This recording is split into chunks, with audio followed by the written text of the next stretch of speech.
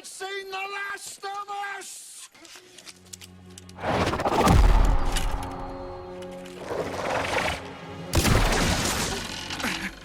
You've seen the last of us. This is Ivara.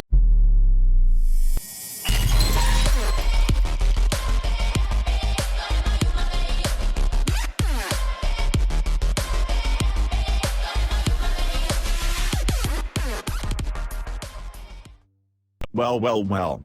Would you look at what the cat dragged in? A lonely Cephalon with a long-awaited Ivara guide video. I know, by now you are all like, it's been 84 years. but here we are, so sit down, grab some beverage of choice and enjoy the scrappy video. Now then, if you think I am going to waste my time showing you how to go invisible so you can AFK endgame, then you got another thing coming. If you expect to learn a way to build Robin Hood girl in a way that makes her highly engaging and fun to play, then you have come to the right place. Alright then, let's get into the nitty-gritty. Lady Jelly here is a sneaky damager. You could go through the trouble of farming her thick assets from spy missions, however, you will only have a chance of Ivara parts dropping if you successfully retrieve all 3 data caches in spy missions. Which you probably suck at doing because, like, who are we kidding? Or, you can buy her from the market for 325 platinum. Which I say is a worthwhile frame to purchase.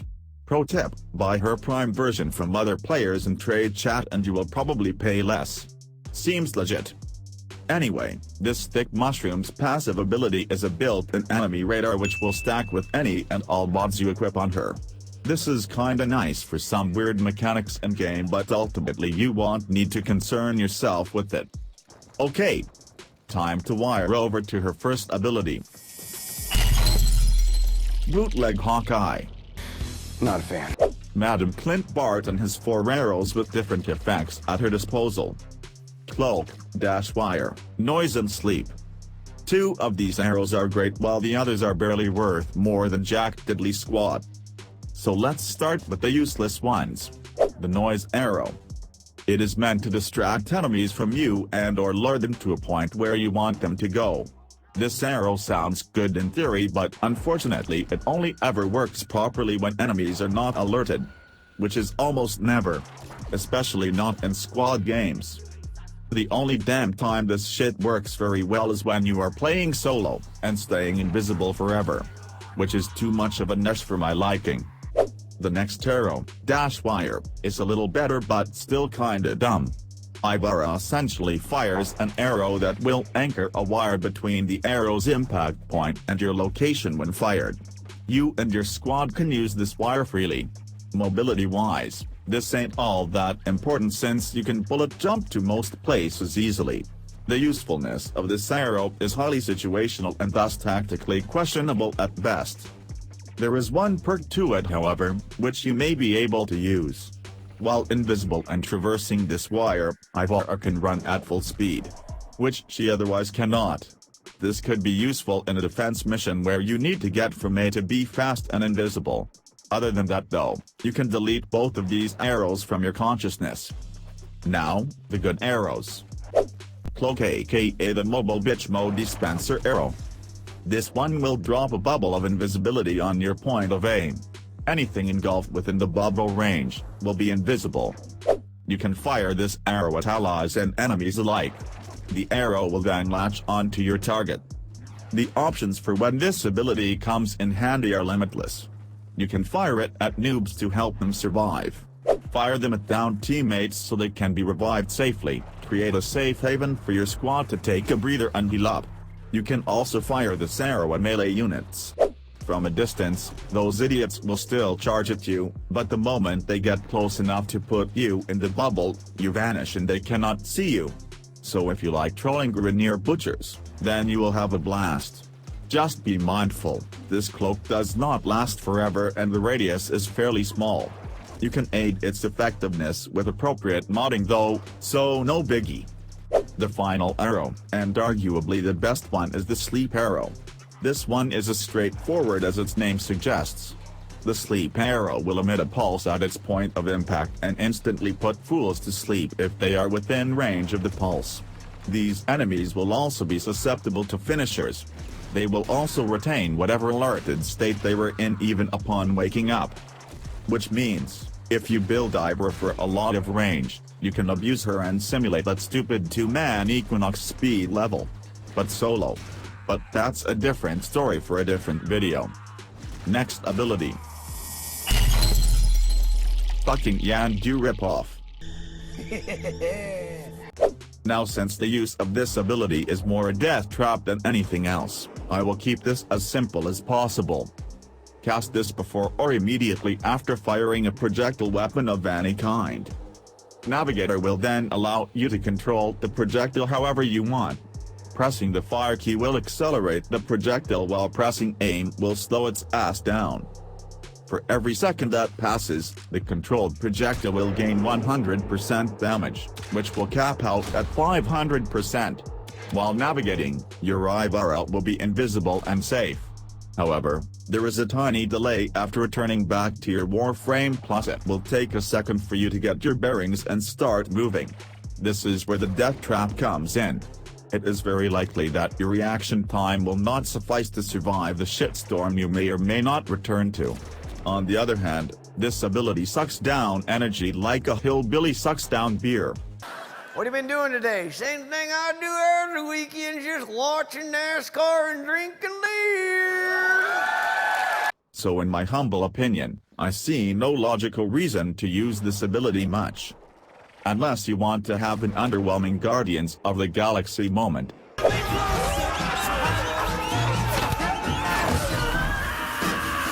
Turn to the left, then turn right. Turn left. Next up. Zero skill sissy mode. Jelly Frog Girl here pulls the low-key move and goes invisible. While in this state, Ivara will gain 40% added damage to headshots on all of her weapons. Which could be pretty awesome for extra damage, but we all know you could hardly hit a refrigerator with a big-ass magnet.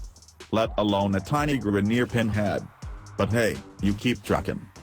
When holding still, invisibility will drain 1 energy per second. Moving and melee hits will drain more.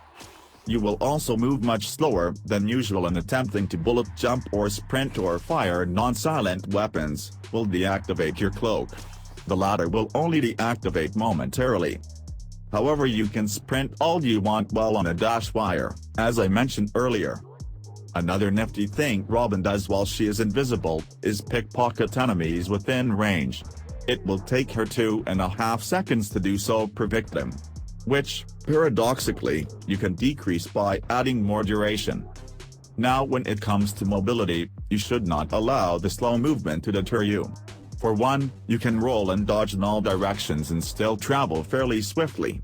But also, you should not dwell in this invisibility as if you were cosplaying that little shit Harry Potter. I'll be in my bedroom, making no noise and pretending that I don't exist. No. You should more so see this ability as a panic button. Something you would use to get out or into a sticky situation. That way, you will be required to strategize more and not worry about being a slow snail all that much. That's all the mention-worthy stuff about this ability. Let's prowl towards the final ability. Ivara of Locksley magically pulls the bow out of her ass.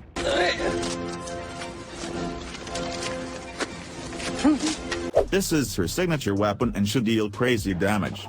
However, I cannot find a single build that I would prefer using over any other bow. This might change after the upcoming Warframe update. For now, let me give you some pointers here. Every time you fire this exalted weapon, it will cost you a small amount of energy. Wielding it will cost nothing at all. Think of this weapon as a shotgun. When you are fairly close at a fool, I would recommend quick fire. Since quick fire will shoot arrows in a fairly vertical line, whereas charged shots will become increasingly horizontal. Vertical arrow alignment will help more arrows hit the same enemy and have a good chance at landing headshots as well.